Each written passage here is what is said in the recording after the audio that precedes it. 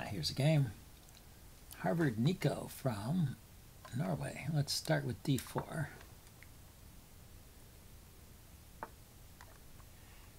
d4, d6. That I could transpose into a French defense. Or you could play g6, yeah, modern defense. So I can go with f4 here. Go with the 3 pawns attack against the modern.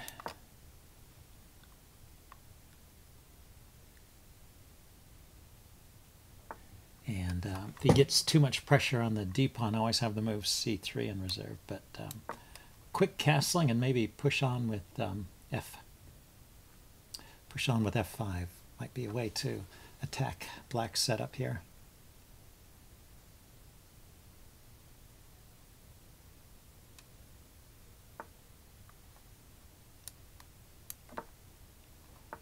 And yeah, he didn't play e5, which I think can be played in some circumstances.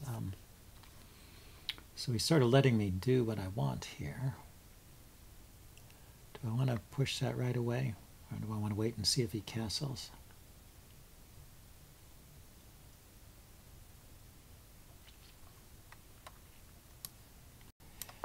Let's get the bishop out and see what his next move is. So he goes with f5. You know, it was almost a hippopotamus setup, but he needed to fianchetto the other bishop to be a true hippopotamus. Okay, so e5 looks like the natural move here. Try and shut in that bishop and gain space. I don't see any particular advantage to exchanging right here. If he pushes,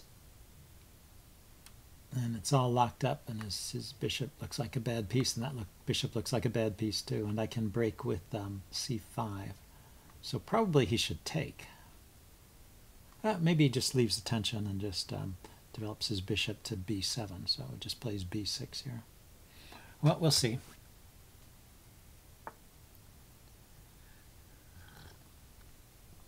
Okay, move the knight again. The knight could come to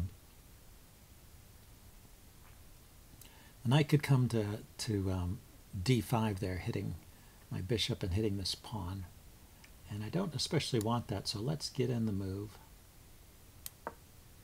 c4. Keep control of the d5 square there. It's supported by my bishop. I can now play knight to c3 without blocking the c pawn.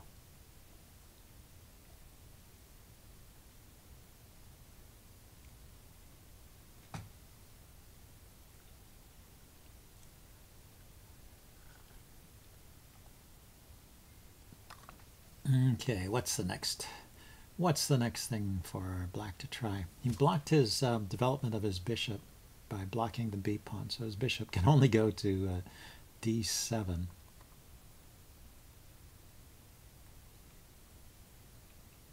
I still think exchanging is probably best for him to try and create a little bit of space for his pieces. Okay, but he goes for the closing down. So should I take? If I take, he takes back with the pawn. If he takes, I want to take with the pawn and keep control of that square. So let's keep the tension there. Let's support the c pawn with a pawn. And this knight, I wonder if the knight goes to a6, a3. I could go to a3 or c3 and still get to b5 there. That looks like an interesting square. Knight on b5, looking at the c pawn and looking to hop into d6 if that pawn gets pushed forward. And rook to c1 looks like a normal way to develop the rook. So at some point I may actually take. I think I'm going to keep this tension here, but I may just take to open up the c file and get something going here. If it's more important than the giving away that d5 square, if I can get something going on the c file, maybe worthwhile. We'll see. I was thinking, you know, knight b5, rook c1, and open it up, and I would have pressure on c7. But if he takes back with the knight, that actually defends c7. So it's not too simple. I'd chase the knight away first. So I go rook c1, a4, a5 to chase the knight away, and then take. He's got the other knight to come into c or d5. Yeah, not clear. But in any case, I have the more space here, so it should be a more comfortable position for me. Okay, so now I can win a pawn, and obviously he's going to try and get play against my king here. But I think I should take it. I just have to worry about this. Is there any trick with the f5 to f4 push?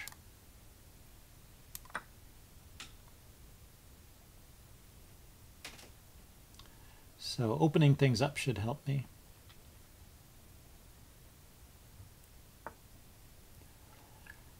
So he didn't take back. He wants to keep the tension there. Okay, and he is trying to control the f5 square. Let's go ahead and take here first. If he pushes the f-pawn, I will take his bishop. So he takes that way. Now I can exchange this off. And yeah, this is okay, I think. Let's see if I can get my queen in here. Queen to d2 hits the rook and threatens queen to g5 there. I don't know if that's a threat, but it's hitting the knight and it's hitting his queen. If he plays rook to h5 to control g5, I can move my knight with tempo somewhere, maybe. Well, there's no good tempo moves for that knight, are there?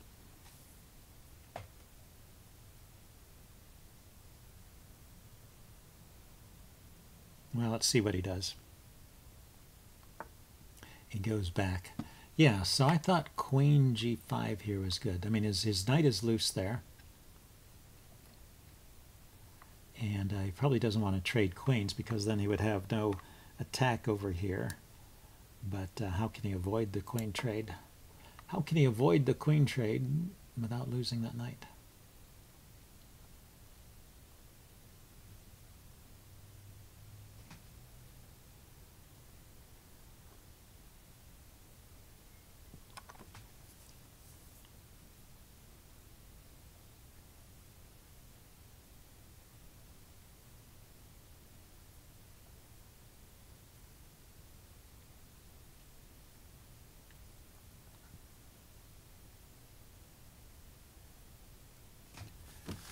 Yeah, so he's got to think about this one, but I didn't see any move. Oh, no, there is a move. He could play knight to e7.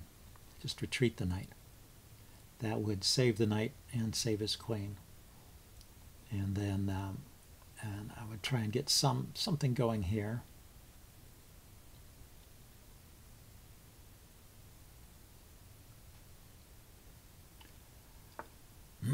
Oh, defended it with the rook. Okay, so that allows the queen trade. Now I will take it. And now what?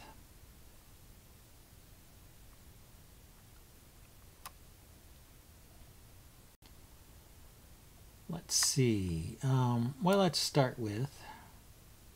I guess he can play knight... he can put his knight on either of those squares because even if I play g3, knight to f4 or knight to h4, there'll be a pin. So now my bishop is defended, so it's not like it's a real problem. But maybe I should start by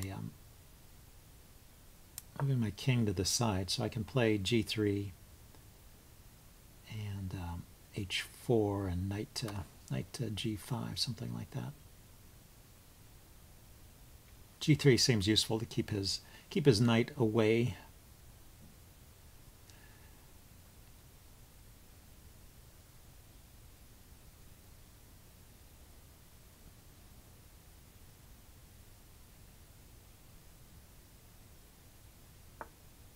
Yeah, he went there anyway, so I'm just going to force things a little bit. He can also go to h3. I could play king g2. Yeah, so he just took my bishop. I think, he's getting a pawn back. That's his idea. And activating his knight. Okay, so I don't want to take that especially.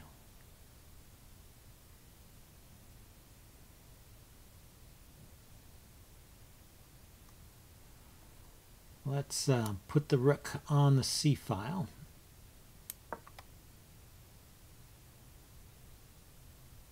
Threaten to take back with a pawn.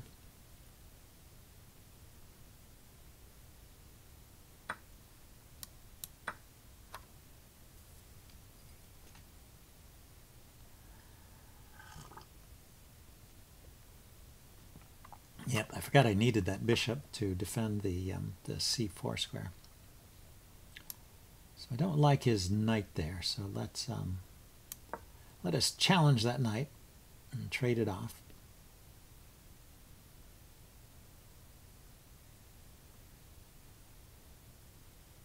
So next I want to go for a position where I have a good knight against a bad bishop. So I want to get rid of his knight and leave him with this bishop that's stuck behind the light squared pawns here.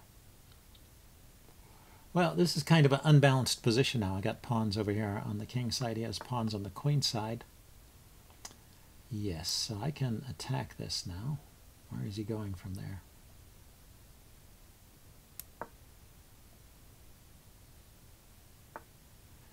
That square. Okay, where is he going from there, though? Here, here, there, or there. I mean, I'm just going to... here's an idea. I hit it, he comes here with check, I attack it, he goes here with that clever fork of my rooks. So I should go here first to cover the f2 square. So he doesn't have f2 check followed by d3 forking the two rooks.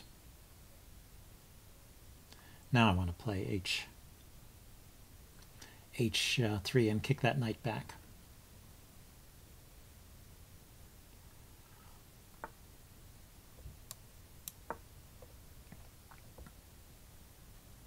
Okay, he played the c-pawn to harass my knight, I guess. Keep it from getting to a good square. So I have this square. This is a good square, and that's where I'm heading.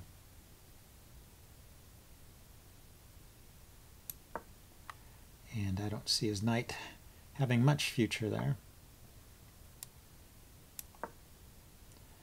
And I can gang up on that pawn with knight to g. Knight to g5 looks interesting. There's also this pawn here.